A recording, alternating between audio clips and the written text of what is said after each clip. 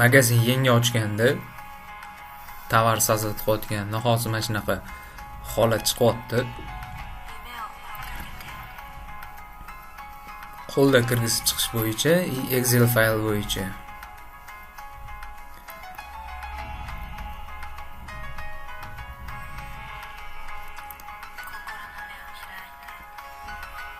Excel fayl bo'yicha mana instruksiyalarni ko'rsatib qo'ygan. Qanaqadir noqulay baribir. Yengili uchun ham, eskili uchun ham. Bilmayman kimlar uchun chiqazib bergan. Neobычный odamlar uchun. O'zida Amerika ochib olganlar uchun ishlab chiqqan bo'lsa kerak buni.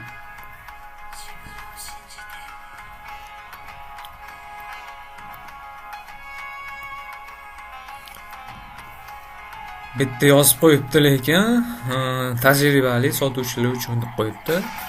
Buni bo'lsa yengillik uchun deb yozib qo'yibdi. O'zi mana shu standarti, men shunga tavsiya qilaman hammaga. Bu yangi chiqqan bir xil marketplacelar mana shu bo'yicha ishlayapti. O'shaning uchun uzun market ham mana shu narsani qo'shib chiqqan. Lekin bu tajribali uchun emas. O'zida Amerika ochib olganlar uchun deb yozib qo'yish kerak edi. O'zi standart hamma saytlar oldindan qo'shib kelgan odamlar biladi. Qo'lda kiritish qilingan hammasi. Mana hozir bosamiz, ko'rasiz.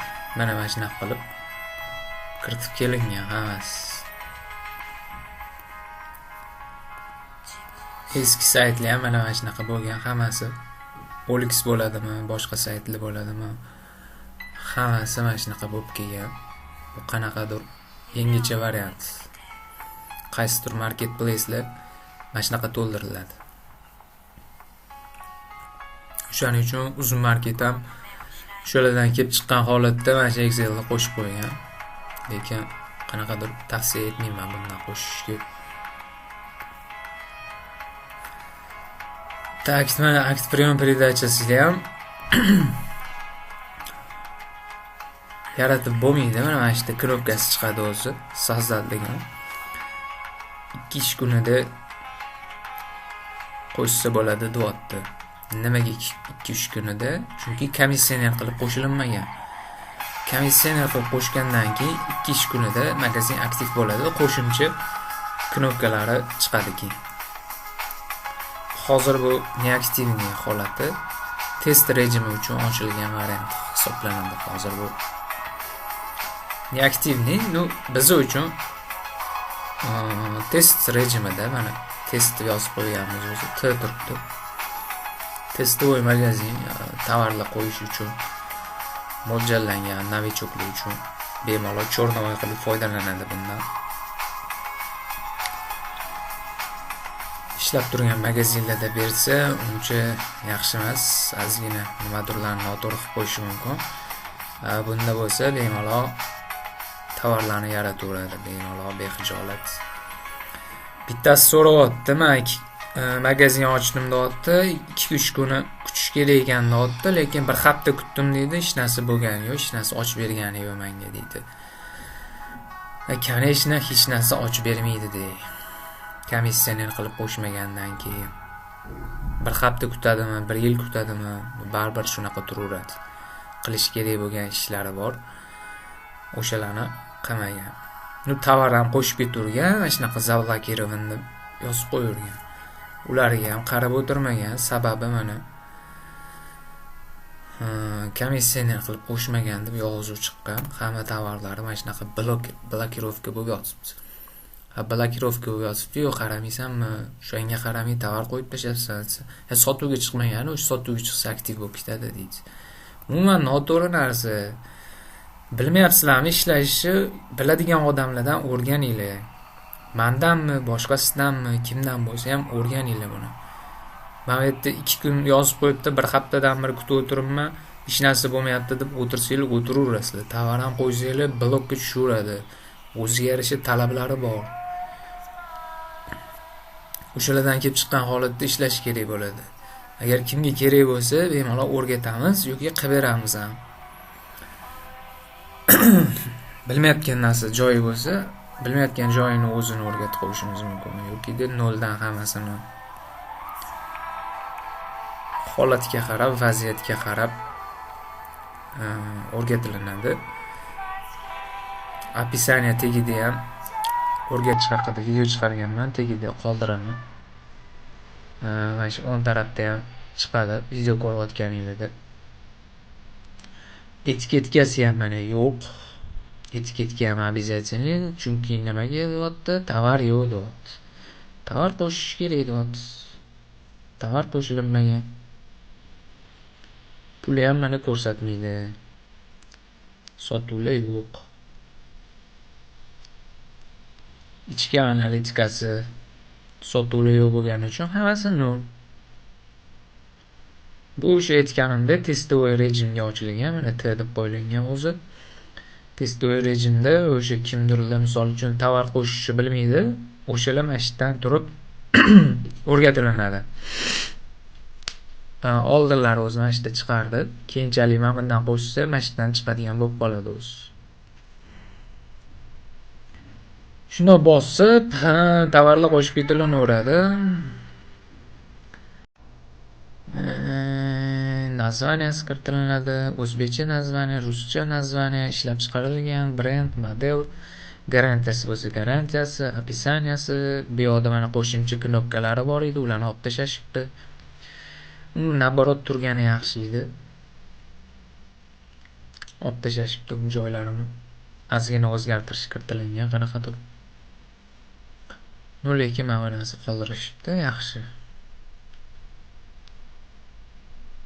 YouTube'dagi videolarni silkasini qo'ydirsa bo'lardi. Tovarni misol uchun obzor qilib bergan bo'lsa, o'sha obzorni videosini ham qo'ysa bo'lardi, o'sha joyini olib tashlashibdi.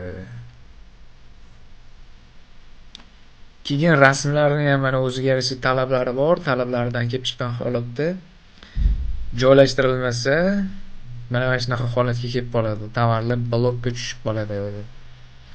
O'zini razmeri bor, o'zini follari bor, standartlari bor.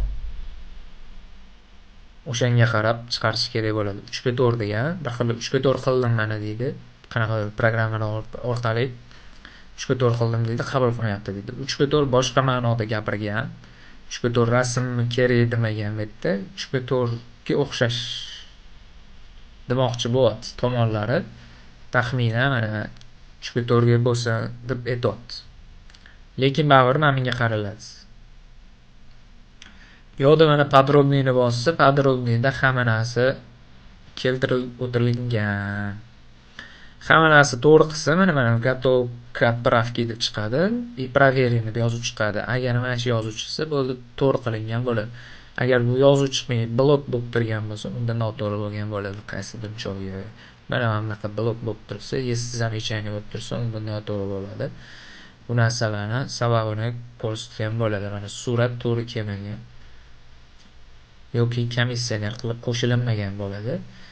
O'shalarga ahamiyat berish kerak bo'ladi. Mana razmerlarni qanaqa bo'lishi kerakligini tushuntirib bergan obrazetsda keltirib o'tgan qanaqa bo'lishi kerakligi to'g'risida.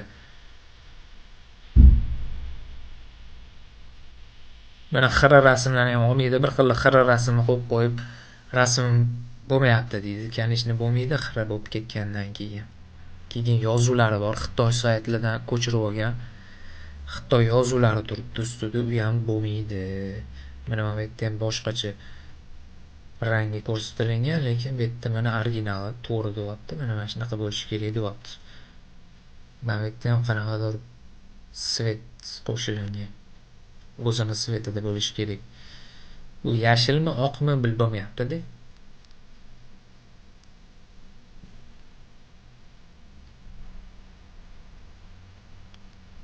Soyalari bo'lishi kerak emas. Keyin unaqa qo'llarda yozuv tushishi kerak emas.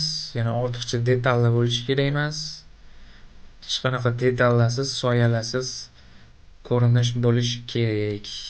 To'q ranglardan foydalanmasdan, och ranglardan foydalanish kerak bo'ladi. Mana bunaqa rakvinalar ko'rinib qolishi kerak emas. Smestителlar keyin mana o'zini rasmi ko'rinib qolgan bu yoqda. Umuman mumkin emas. Mana bunaqa odamlar rasmini olib qo'ygan. Вообще mumkin emas bu narsalar. Bu narsani ko'rib chiqsa tugamaydi. Rosa ko'p.